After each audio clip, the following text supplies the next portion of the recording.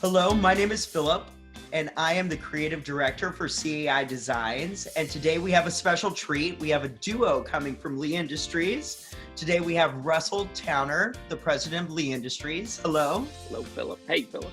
And we also have Jan Whitson, the merchandising manager for Lee Industries. Hi, Philip. How are you? I'm wonderful. Thank you. It's great to be here. We're excited to hang out with you today. Oh my gosh, it's my pleasure. Seriously, I've been looking forward to this for so long. And seriously, it's a special treat to have you both. Great. We feel the same way. Excellent. So to start off with, where did Lee start? What was the original mission, and who really founded what Lee was about? Okay. Well, Lee was founded in 1969 by Bill and Dottie Coley. And then shortly thereafter, we're joined by another gentleman, Chick Robinson. So it was those two families, in a sense, that have been the core behind the company.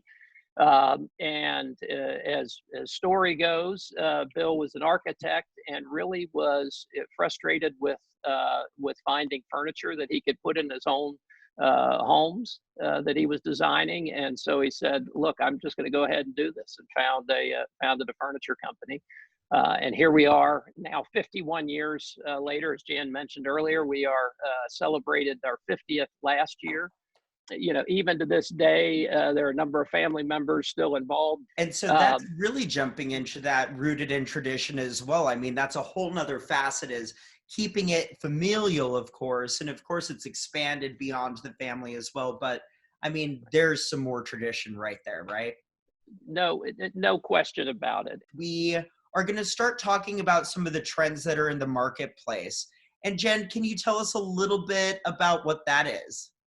Some of the trends we found, we looked hard at the garment industry this season because our direction was the classics, classic frames, maybe some classic patterns. So we looked into the garment industry and found quite a few plaids, suiting stripes, which all felt relevant to the direction we were taking.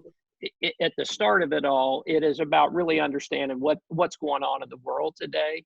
And, there's this pendulum that swings back and forth between minimalism and maximalism, between modern and traditional. And we really believe the pendulum's really swinging back towards traditionalism. And so that was this idea of rooted in tradition, was around returning, again, as Jan said, to some of those classic frames, but also doing it in a way that was from a Lee point of view, that was, based off of those comfortable, livable, relaxed kind of forms that we've always been known for. We wanted to find some beautiful prints. That was one of the things we talked about first, because we wanted to have a classic sofa in a print. Okay. And some of the prints, the first one we came to was our Alyssa. Look at the scale of that. Alyssa Spice. Mm-hmm. Oh, this is a 100%. She's spicy, all right. And we showed that on a camelback sofa for our photo shoot at Drayton Hall.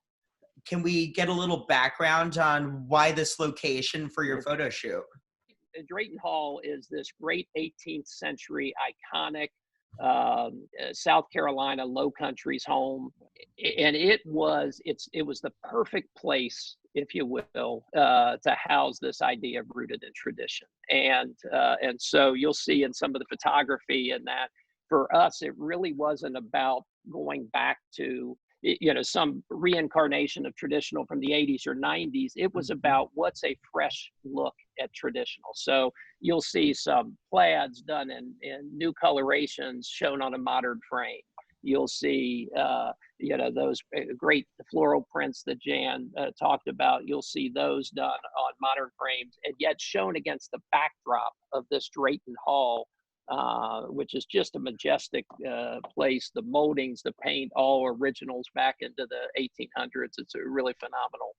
Gorgeous. Now, a way of really trying to find that common denominator is what I usually say when we're trying to bring the modern with the traditional, is what you did and what we've chatted about previously, Jen, is that you've recolored them, like Russ just said, but then also you filled in these gaps again where you're able to cross over your plaids, your florals, your stripes, your solids, your tactile solids as well. What did you do for that process? These two would be, for example, in two different settings, Okay.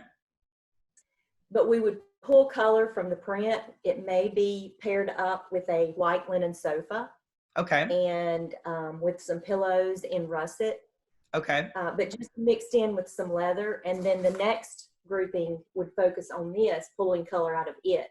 Okay. Not so much putting these together. Okay. Great. That would be the classic 80s, 90s approach.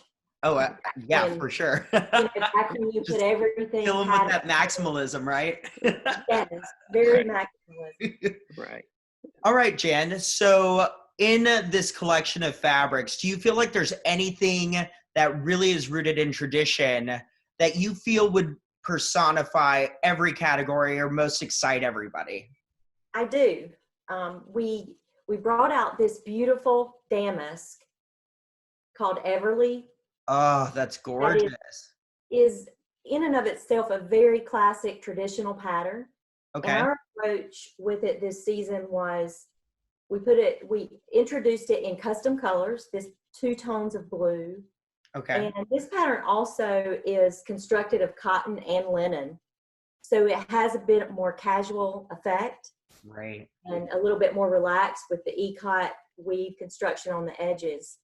You know, one of the things I love to say about Lee is that it possesses a soul and a DNA that have been consistent from the very start. I mean, it's always been, as I said, about comfortable, relaxed, livable.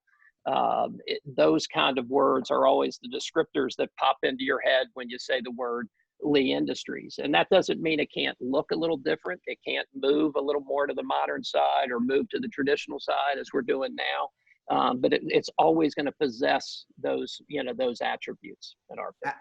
Absolutely. I completely agree. And so tell me more about what you guys are doing with the textiles and with the masks that you're doing with the current situation.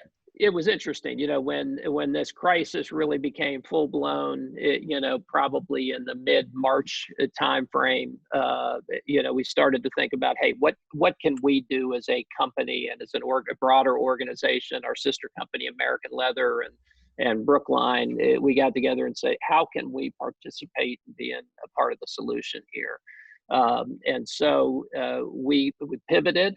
And because we had the sewing expertise and the cutting expertise, we were able to partner with another third party on a project for FEMA to produce masks for various needs that they had. As of today, at Lee, we've produced about 130,000 masks, which we're, really thrilled about as a total company. With our sister companies, it's been well over 300,000. And we had probably about 40 cutters and sewers, come back and say they wanted to be a part of that. And that was really, there was a neat dynamic that existed there to see these people put their craft to work. Family once again. I mean, that's something that I really correlate with Lee Industries on several levels, both in rooting yourselves in the tradition of having several generations of family, Right. having people that are working in these manufacturing moments where they say, let's pull together, let's have that familial moment. Then on the next level, all of the furniture that you create, it's for people to live in. I mean, Right. that's the most exciting part. Right. Well, Russ, Jan, I want to thank you for taking a walk through our digital door.